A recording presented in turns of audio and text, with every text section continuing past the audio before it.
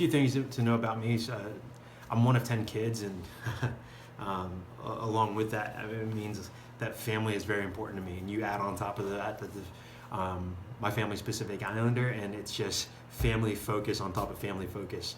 So when I'm reading through the Old Testament, and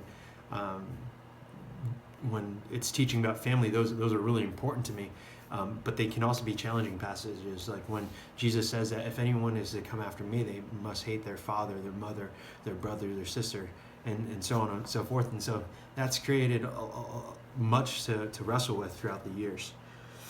But beyond my family, some of the things that I've had to, some of the things in my background is my dad grew up Catholic, and he's a very authoritative and disciplinarian kind of man. And so learning the Bible and growing up, there was a very strict sense about things. Very, very, not harsh, but things were definitely ingrained into us through rigorous training and whatnot. Now, we wouldn't go running for 3 miles or, have boot camp, but there was a sense, a heavy sense of this is something that we have to get a hold of when we were younger. Fast forward a few years, my dad became a Christian, and he was part of the Calvary Chapel system of churches that are out here. And so Calvary Chapel is a nationwide thing. It's more or less, it's a California group of churches.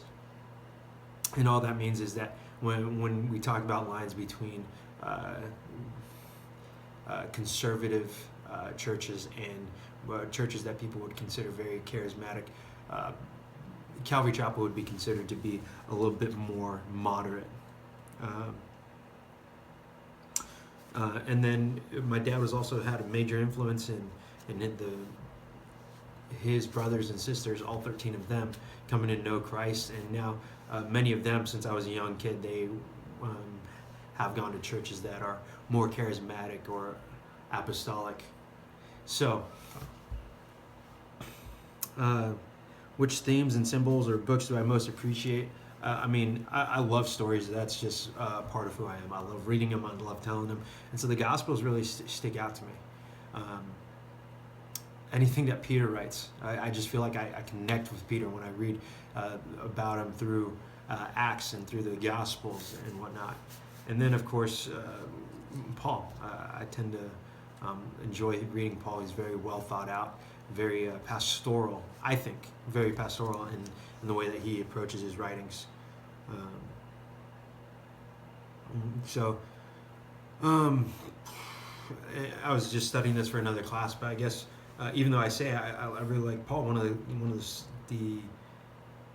the books that I tend to stay away from is actually Romans, and there's really no rhyme or reason why.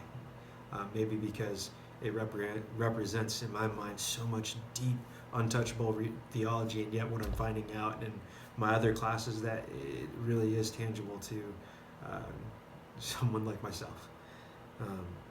So yeah, that's a little bit about me and how I approach the New Testament. Oh, for myself, I would say that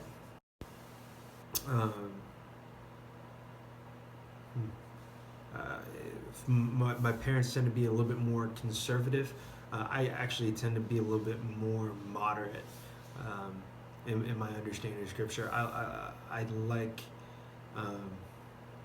being a little bit more open to weighing arguments for myself.